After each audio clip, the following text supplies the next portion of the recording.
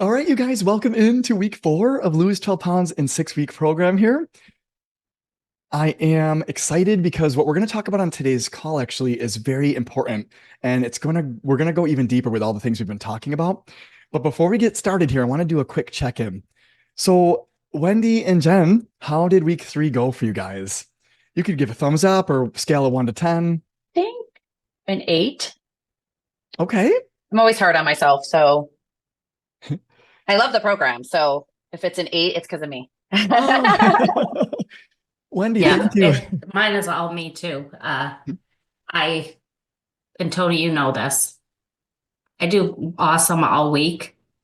And then like we had the Bills game Sunday, like we had a wedding Friday. So was I horrible? No, but I, didn't eat as well as I probably could have. I had like 3 drinks at the wedding. None at the Bills game though, so that's good. Nice. But and I think I'm hard on myself too. Like I need to just know that I'm doing the majority of the days I'm doing well. Yes. Yes, totally. It's truly a marathon, not a sprint, right? And that's the only real like downfall that I have to like programs like this, because it's almost like we're trying to sprint to the end here. But in reality, it is more of a marathon, and it's more of the actions that you're able to change on a regular basis over the course of many weeks. You start to adopt those habits over time. So yeah, and we are our own worst enemy. So do not beat yourself up. It's totally cool. And truly, you guys are doing awesome. Honestly, like you guys are taking such amazing action towards your goals compared to if you weren't in a program like this, right? And then you're kind of left to ride the wave of life, so to speak. So I'm really proud of you guys, and we're going to keep going and keep getting better at this as we keep going here anyways. So yeah, definitely don't beat yourself up. I do want to see, like, were there any wins that you guys had? Yes, I will share. So yesterday, because I'm in the same boat, like the weekends, it's more that I'm not tracking because we're always on the go with the kids. Yeah. And so I'm making so much better choices. But I find myself not tracking as much, which has been a challenge. But I am constantly doing the fasting, either on the weekends, like the minimum of 16, and I'm really liking it. My body's adjusting to it. I am trying, when I get my 3 to 4 workouts during the week, I'm trying to do it right before I eat. So getting every bit.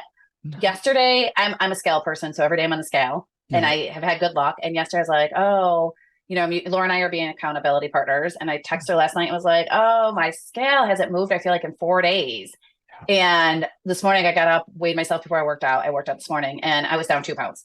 So Nice. I think because I'm watching it every week. So right now I'm excited to say that I am down 9 pounds. Nice, Wendy, Yeah. that's awesome. Yes, I'm very excited. So I have a goal in mind. And even though the other thing is though, like, I took my mom and sister to Marabou and I put a bathing suit on that. And I was like, I felt the difference. And that was huge for me. Huge. That's so awesome. Because I just haven't been seeing that in the last 6 months, even with working out. Like, and that's where my frustration's been. So I'm very excited. Oh, Wendy, congrats. That's awesome. Yeah. Oh, that's beautiful. I love it. Mm-hmm. Very excited. This came at a perfect time in my life. Oh, that's awesome. Yeah. I love that. Yes, there's a very important idea that I need to share based off of what you just mentioned here. Is it takes a few days and sometimes a few weeks for our body to actually catch up to what we're actually doing here. So in other words, the workout you're having today, it actually is not going to show up on your body usually for a few days, and it can be weeks at a time actually, because the way it works is your body has to process all the things that's going on, and it only happens at night while you're sleeping. So number one, if you're not getting great sleep for several days, let's say, right, it's going to take your body time to kind of process and transform the fat into muscle and do its thing in the behind the scenes type of thing, right? So what I like to tell people is the actions you're taking right now are planting the seeds for next week and the week after's results, right? And sometimes they might be 3 weeks. Like for instance, if I have like a crazy awesome set of workouts, let's say, but the weight hasn't moved, usually in a couple weeks, it just goes up naturally. And that's just the way it works, right? So again, keep that in mind as you guys keep going, because what we're doing is almost faith-based, but rest assured, it's going to show up, I promise you, okay? So the scale is just a general tool we can use as a guide. The mirror is too, but truly what's actually happening is the actions you're taking are going to show up in just a few days and some in a short time in the future, in other words. Okay. So I love it though. Congratulations, Wendy. That is so awesome. And actually, Trent isn't able to make it today, but he was down 3 more pounds this week. So he is kicking butt too. So I'm so proud of you guys. And for those of you who are not dropping that much weight, rest assured you are taking the right actions, and we're going to keep getting better at this. I promise. Jen, do you want to share anything before we go further? Yeah, I hate the scale, so I don't obsess over it because it drives me nuts. I judge it more on I do weigh myself, but not every day because it drives me insane. But I judge it more on how my clothes are fitting, how I'm actually feeling, like physically. Yeah. And like I'm only down a few pounds, but I also have not been perfect. And I also think it might be lagging a little bit. But I've done this before, so I know what I'm doing. I know what I have to do. I know what I'm doing. And, you know, these last pounds that I want to get off are going to get off, but it just might take a little bit. Yeah. Yep, you're doing perfect, Jen. We talked about this as well. Oh, go ahead, Wendy. Oh, is that a clap? Awesome. Thank you. We've talked about this before, Jen, and it's this idea that when you guys get close to that last bit of weight that you have on your body, that's actually visceral fat mainly. And visceral fat is like the last bit of fat for your body, and it protects your organs mainly, and it's like that belly fat that's really hard to get rid of. It's basically like your body's last survival mechanism. And so it's going to take some deeper level habits to really crush that fat, in other words, and shred up. But we're going to get into that. So I promise, like, we're just keep going here. You guys are doing amazing. Awesome. And then just a quick check-in. Did anyone watch the fasting movie by chance? And it's okay if not. Don't worry. It's really, really good. I will suggest it towards the end of the program just for you guys to check out if you have time. Okay, so let's get into week 4 for you guys. I changed it around a little bit, but we're going to be talking about the most powerful motivation, HIIT interval training, and I changed this part, which we were going to get into the flow creator thing, but we're going to do that next week, actually. I realized this might have been out of order a little bit. So we're going to get into the daily shift for you guys today, and it is going to change the game for you, and not only with losing weight, but in all areas of your life. So I'm really excited about this. So if you guys watched the video from this week, I posted a video on this. Well, we're going to go through it as well on this call really quick because this is super powerful. If you can tap into what we talk about here, you will have self-motivation, like a deep burning fire within you that you cannot put out when you activate this. And I'm living proof of this. So I want to explain how this principle works. Human beings are motivated by 2 things: pain and pleasure. Generally speaking, we're trying to go towards a pleasure or we're trying to go away from a pain. So if you take any action throughout the day, you could always trace it back to a pleasure or avoiding a pain. You go to work every day so that you can get the pleasure of making money and avoid the pain of not being able to survive and pay your bills, right? Like everything you do is driven by this idea, actually. So the idea though, and where we get to leverage this, everything's 80-20 rule that I live by. This is the 80-20 rule for motivation. Pain is 3 to 5 times more motivating than pleasure is actually. And I'm going to explain why. And I shared this on my video, but this is such a powerful principle. So let's just say the pleasure of $1 million is what we're going to be tapping into on this little example. So I want you guys to imagine you're on the ledge of a building and there's a rope that connects to another building and there's $1 million over there. There's a bag of $1 million. So all you got to do is cross the rope to get to that $1 million. Show of hands, Jen and Wendy, would you guys cross the rope for that $1 million? No? I'm terrified of heights. Me too. So I would not do it. I don't know. Even it would be tempting, but I would not do it. I wouldn't either, right? And it's like the pain of falling to your death is not worth $1 million, right? And so you understand, like, well, there's a beautiful pleasure there, but if the pain is bigger than the pleasure, it's not going to motivate you into action. However, if you play around with this principle and you use your loved ones, these are my 2 boys, Rocco and Valen. And if Rocco and Valen are over there on the ledge of a building and the building is on fire, guess what? I am going to climb that rope without hesitation, actually. And I'm going to cross that thing. Even if I'm terrified of my heights, I don't give a crap. I need to save my kids, right? So the pain of losing your loved ones now far exceeds the pain of falling and plummeting to your death. Okay, so you see how we're playing around with this idea. Well, we want to take this to the next level. There's always going to be a pain and a pleasure motivating you in different ways. Well, we want to connect it to our why, is what we call this, right? So honestly, why do you want to lose weight, right? Why did you join this program? Is it for just to look better? Is it for better health, right? What is it? Like, why? What's driving you for this goal here? And you guys don't have to share it live here. This is just for like introspection, right? And we just want to kind of check in and reflect on this for ourselves. Why are we doing what we're doing, actually? I want to share my why with you guys, but before I do, I want to explain that your why has to be bigger than you for you to really get that self-fire motivation deep down. It's got to be bigger than you, because I got news for you. When it's just you, we tend to let ourselves down pretty easily. Like, it's not that big of a deal if I don't do this or that. But if we are held accountable, or if it impacts other people, like our family, our friends, our employees, or our clients, then now it's a way bigger motivator, because it's not just for you, right?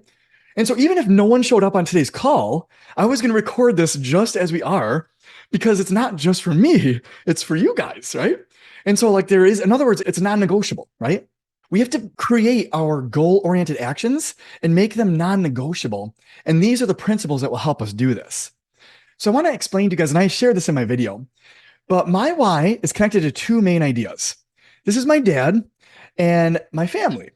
And I actually lost my dad to pancreatic cancer in 1996. And he was 42, I was 15. It was one of the biggest things I've ever been through in my life.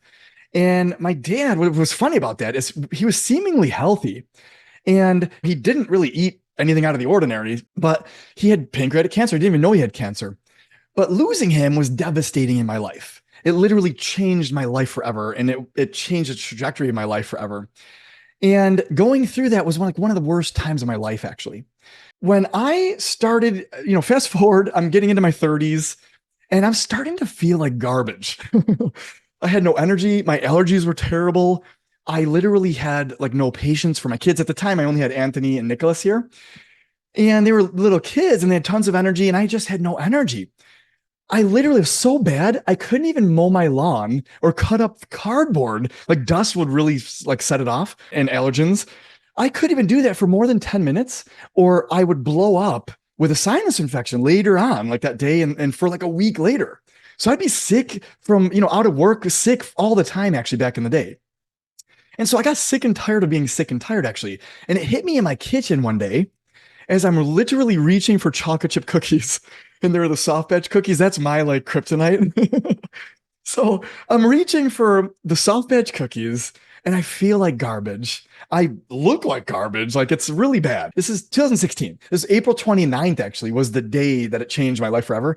But I'm in my kitchen and reaching for these cookies, and I realized, something's got to change here. And it hit me. I'm like, man, if I don't change, I might be on my road to an early death like my dad was. And he didn't even know it, actually, right?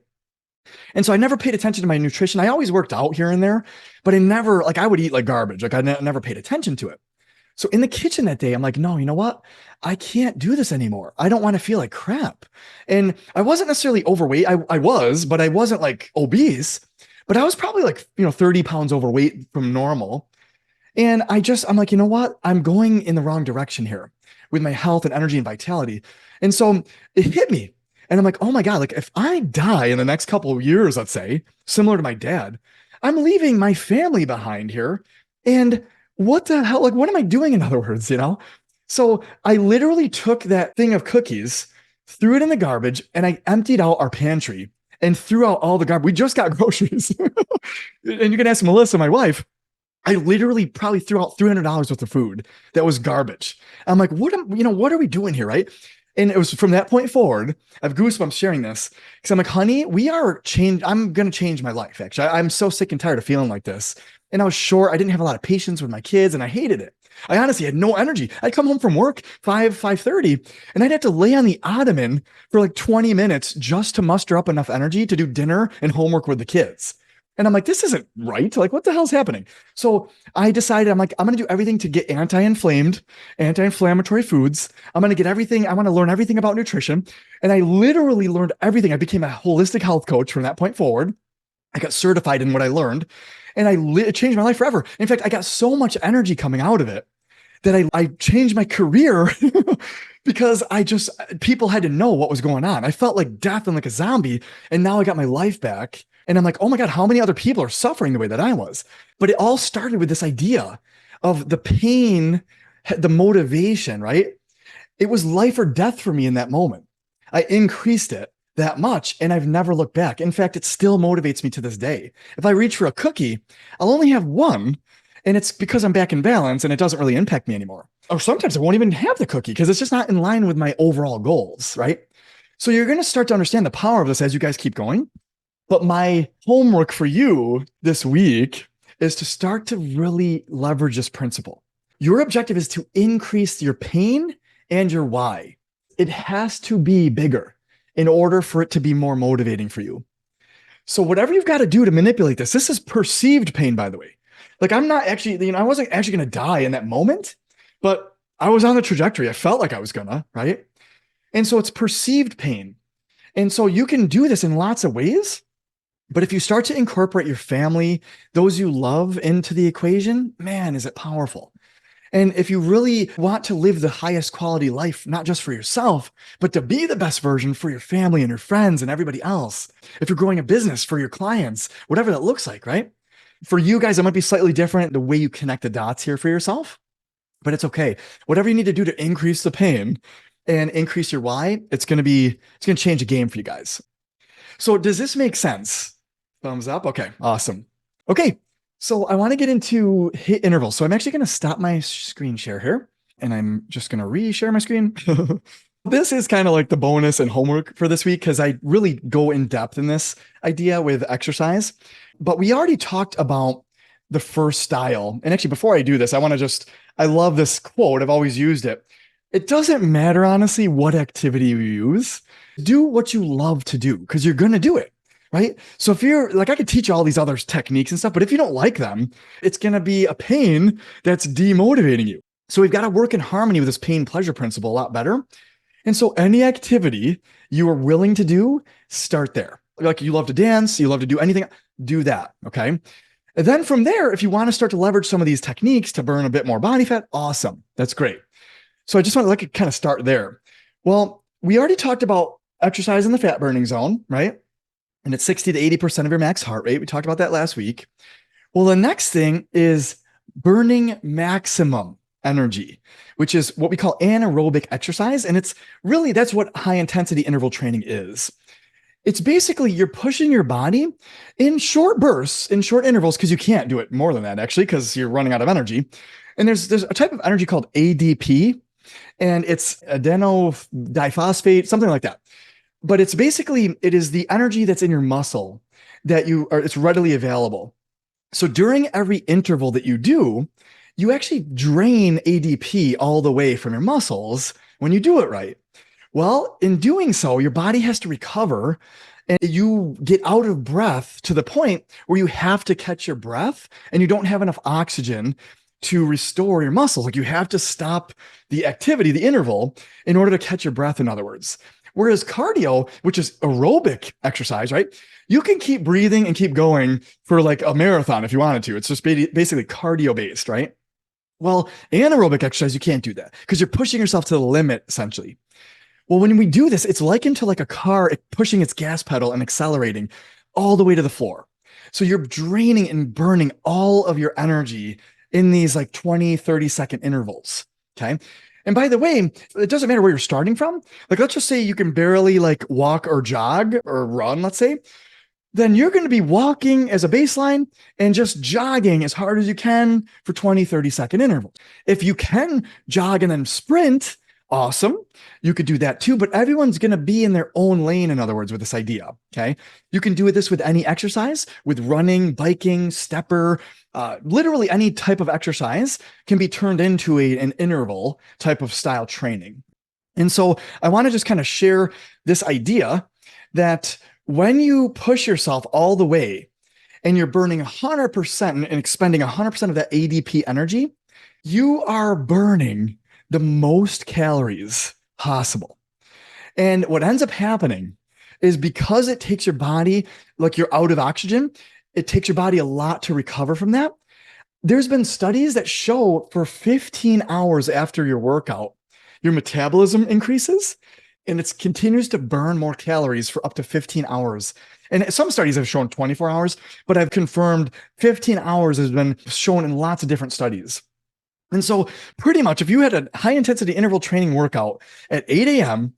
for the rest of your day until you go to bed, actually, you will be burning more and more calories. And as a result, a 30-minute workout can actually expend like 1,000 calories over the course of the day. This is incredibly powerful if you're leveraging it with fasting, if you're leveraging it with all these other principles we talk about. And you could do this, you don't have to do this every day. And I wouldn't recommend you do this every day because your body needs to recover from this type of training. So if you ever get into CrossFit and that type of thing, really 2-3 days a week max is all I would recommend for that, because it's like it takes your body a full day to kind of recover from this idea. And so really, this is all it is. It's not as hard as people think. It's all it is you're expending as much energy to the point where you need to catch your breath. Like you can't breathe and you need to slow down for a couple minutes. So how it looks is about a 20 to 30 second interval. And then you rest for about a minute or two. As soon as you catch your breath to the point where you have your breath, you can enter back into another interval and you keep the cycle going for 10 minutes, 20 minutes, 30 minutes, however you want to do this. And if you do like a 30-minute workout, I would suggest resting about 3 minutes in between your intervals and extend the rest period and the recovery period just to extend it out so that you can actually go the 30 minutes without killing yourself, essentially. But that's what it looks like. So really simple. I wanted to touch on this week for you guys because this is just another tool in our arsenal we can tap into. Okay. And actually, I'll go right back to our slideshow here. The last idea for today. This is going to change the game for you. If you truly change your thoughts, you're going to change your life. And I'm going to show you exactly how this works. And we touch on this in week 2, but we're going to go way, way deeper. We all have circumstances in our life. And often, if it's a negative one, we blame the circumstance or the result and we fall victim to it, right? So in other words, let's just say the scale didn't move that much for you guys this week, right? And you are disappointed about that. You kind of fall victim to it. Well, being a victim to the circumstance, you're going to remain stuck and there's nothing you can do. You're taking away all of your power. You're actually giving all of your power away to the circumstance.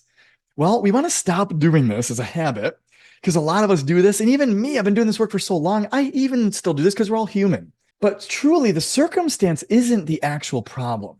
It's the meaning we give it, right? In other words, it's our thoughts about it that is the actual problem. So let me give you an example. And then, by the way, this works in any area of your life. Let's just say the scale didn't move. You got no money in the bank, some type of circumstance that's bad in your life. Well, that's just a circumstance. Okay, well, the scale didn't move, right? Okay, there's no money in the bank. Whoopity-doo, in other words, right? It doesn't become a problem until we make it a problem.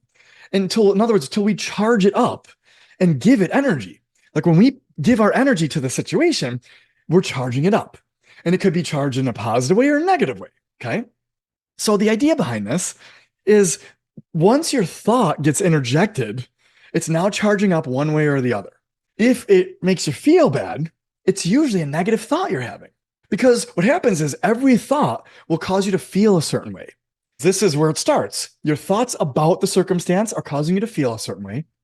How you feel will cause you to show up a certain way, take action in a certain way. Action is the highest form of communication because it gives you a direct result. So every action gives you a result, good or bad. And then the result just simply perpetuates the circumstance. So this is literally a cycle that you can break at any time. I'm going to teach you how today, actually. I call this the daily shift. Okay. But this is the example that we used in week 2. I want to go deeper with this for you guys. Okay. Let's just say the circumstances, the scale isn't moving as fast as you want. Okay. Some of the thoughts, oh, you know what? I did this wrong. Some of the thoughts you would have that are negative are like, oh crap, the scale didn't move this week, right? Crap, I'm working out, I'm eating healthy. Why didn't it move? Right? We're kind of having these victim-based thoughts, in other words, right? So disregard this. I made a little mistake, sorry. But how do those thoughts make you feel? Is unhappy, disappointed, frustrated, right? It literally causes that state of energy in your body. And now you're a victim to your circumstance. And then the action that causes is you complain, you give up, you eat chips, you're watching TV, you're going to find pleasure elsewhere, right? Like you're basically it causes you to feel bad. And so now you're taking bad actions as a result. And then as an actual result, the scale continues to not move. To break this cycle, we have to look at the circumstance for what it is. It's always going to be neutral. It's how are we charging it up? Can we charge it in a better way, in other words, right? So we just look at even if somebody dies, by the way, like any circumstance is always neutral. But if it was a loved one, it's going to be highly charged because you love that person. You know what I mean? But lots of people die all day long and, throughout the world. But unless you're connected to them, now you're charging up that specific circumstance with energy. So again, this works in all areas of your life. And so it's important to start to recognize this. Like, what are the thoughts that were charging me up? And can I get some better ones to help me feel better about it, right? So these are the examples I want to use for today's example here. What's a better serving thought is, well, that's okay. The scale is truly old news. The scale is showing me the actions I took last week, quite honestly. Like as we talked about in the beginning of this call. Muscle weighs more than fat. We talked about this in week 1, right? So I likely, lost some fat and gained some muscle. And so now the scale just didn't move that much because of that principle. If you worked out really hard that week. Well, I've been drinking a lot more water. So this is probably water weight is really in effect here. You know what I mean? And then amazing, better serving thought is, hey, you know what? Doesn't matter if the scale moved or not. I am a fat burning machine and weight losing machine. If you adopted that thought regardless, guess what's going to end up happening? You are going to become a fat burning weight losing machine. I call that type of thought a limitless thought. It's going to carry you all the way to the end, like there's no tomorrow. We're going to get into this in the next couple of weeks as well, more limitless types of thinking to help you get to the end here. So now what ends up happening here in this example? Same circumstance, right? The scale didn't move, but hey, you know what? I feel good and empowered and optimistic about it. It doesn't matter what the scale says. In other words, you're disconnecting yourself from the circumstance and you're taking the reins of your life again. What as a result? The action, you just keep going, right? You continue fasting, you continue eating healthy, you continue working out because you're feeling good, optimistic, and empowered. That is the power of your thoughts, right? You guys, like literally your thoughts are pointing you in the direction and your body is just following it, right? Like it's really powerful. As a result, the scale moves because you continued in the face of adversity and you continue thinking better about it. How powerful is this, right? This is actually what you guys want to do. And by the way, you can use this in any area of your life. Like I said before, your body is an emotional guidance system. Literally, it's going to tell you the energy you're in based off of how you feel. And we can feel infinite different ways. So we want to start to pay more attention to how we feel. The very first step here is you want to become aware of how you feel. It's that simple. And if you feel bad, that is survival mode energy and it's destructive. In other words, it's negative and it will always produce a negative result, which will perpetuate a negative circumstance. We just want to recognize the energy we're in if it's bad. What do we do when it's bad? Well, we can reset because we only ever exist in the present moment. The past is long gone. Even a minute ago is long gone. It's old news. The future doesn't exist. It's always being born out of the present moment. So you need to start shifting your present being body here and your way of thinking here before anything will significantly change in the future for you. And to the degree you change your present moment on every present moment throughout the day is going to dictate the degree of change in your future. So the idea behind this is at any given moment, we can reset. We reset using box belly breathing. You're going to be breathing into your belly, not your chest. Chest is more survival-based breathing, okay? So you're going to breathe in through your nose. It's going to expand your belly. You're going to exhale like you're blowing through a straw.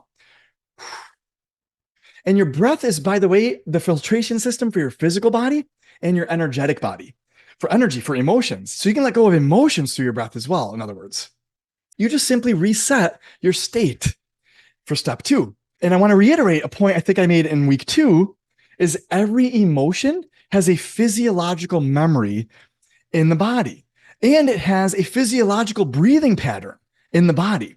So anxiety, short chest breaths, right? Sadness, depression, short, shallow breaths. You're kind of contracted, like your body is right, it's contracted. All different emotions have all different types of breathing patterns, in other words. And so resetting this resets any emotion you're in. The present moment is a gift. It's a present for you. So you return back to it through your breath. Okay. Step number 2. Step number 3, now that you're settled, you're not in the energy of whatever emotion it was. Now you can use your logical mind to look at the thoughts for what they are. Notice the thoughts that were leading you to feel that way about the circumstance. Okay. And now it becomes more objective.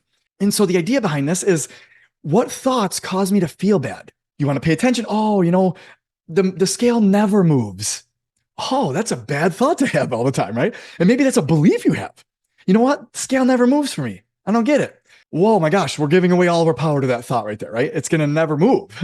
You don't beat yourself up if you're having that thought. You just say, okay, you know what? I'm recognizing I'm having this thought. I'm going to let go of it now, though. And step number 4 is you simply choose a better serving, better feeling thought to replace it. That's all it is. Even if you have a deep rooted belief, like, hey, I just cannot lose weight because it's my family history and it's genetic in my family, right? That's a deeper rooted one that I've helped a lot of people overcome. But that one will keep you stuck for a while, because no matter what program you're in, if you have that thought on a repeated basis and it's a belief in your mind, it doesn't matter what program you do. It doesn't matter if you fast, if you work out, if you do anything. At the base of what's happening and the results you're going to be experiencing, it is going to be super difficult for you to lose weight because of your genetics. So in other words, whatever you're telling yourself is going to come true regardless of how crazy it might sound, actually. And by the way, if that is yours, genes only play 10 to 15% of a role in our results that we're getting. So understand that that's not really that big of a deal if that is you, okay? The idea is we just want to simply choose a better serving thought and a better feeling thought. And this is basically what we want to start to do for our homework, is pay attention to how you feel. That's going to tell you a story. You have an emotional guidance system that is actually, it's amazing. It'll tell you exactly the state of energy you're in at any given moment in time. So if you're in a crappy state of energy throughout the day, simply notice it. And the faster you notice it, the faster you can do something about it. The faster you can breathe, come back to the present moment, figure out what thought was causing you to feel bad. And now you're going to start to change. So now we're deliberately evolving our mind, and it's going to deliberately evolve your body over time. So just as a quick reference, if you guys wanted to, we kind of already went through a little bit of it, but you can read chapter 6 in our book this week and go back to page 17, which was the motivation page that I talk about. And I talk about the same exact thing I just kind of gave you guys on the call today about my dad and like what kind of motivated me and that type of thing. And so I'm going to come back to you guys here. How does this whole thing sound? Any questions on anything? Any comments? Any thoughts? I think that it's a constant, for me, it's a constant struggle to refocus my thoughts. Yeah. Because it's a pattern over, 50 years or whatever, but it's getting easier for sure. Totally. Totally, Jen, you're doing amazing. Wendy, you are too. Everyone in this program is doing amazing. It doesn't happen overnight, right? Even if you've been in this game for quite a while, you can always get better at what we're doing. And actually next week and the next couple of weeks here, we're going to be talking about really next level vision, which are tied to your values. So we're going to go deeper with these ideas actually for you guys. I want to give you a little bit of an insight into what we're going to get into, because it's going to change the game for you. So we're talking about actual thoughts here that we're having, but thoughts that we continuously think and that mean a lot more to us are going to have a lot more power over us, actually, right? In other words, beliefs are going to have a lot more power over just a regular thought you're thinking, right? Well, there's one layer above beliefs, which are your values. Your values are actually the highest, most top priority thoughts you have. And these get established throughout your entire life. Well, I want to kind of give you a little bit of a head start on next week here. But this is going to be cool, because when you realize what is actually driving your actions and the motivation factors here, they come from your values, your beliefs, and then they're simply thoughts. So at the root of all of those things are thoughts. And that's why I want to teach this to you guys kind of reverse engineered. So you could just start paying attention. Oh, I'm having this thought a lot. It seems like, ooh, that's a good indication. It's a belief you have, right? Like, hey, I used to have a belief that I was ugly because I was bald. Like, how in the hell would that ever serve me in my life? Right? So, as silly as that sounds, we develop these beliefs. And I trace that one back, and we're going to get into this next week, but I traced that one back from a fifth grade interaction with a girl at school who said I had a receding hairline.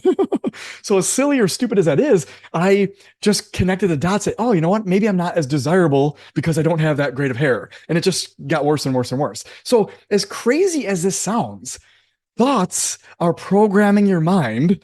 And whatever you believe to be true, whether it's crazy or not, or true or false, if it's true to you, it's impacting your life. Okay. So I'm here to just help you become aware of your thinking so that you can start to fix it. And because again, we get to evolve our mind and body here. That's why I named my business Mind Body Evolution, because it takes an evolution of your mind first, then your body, and now you're in the next level. So the idea behind this though is if you can determine and discover the thoughts that you're having, those are likened to programs that are running in your operating system here.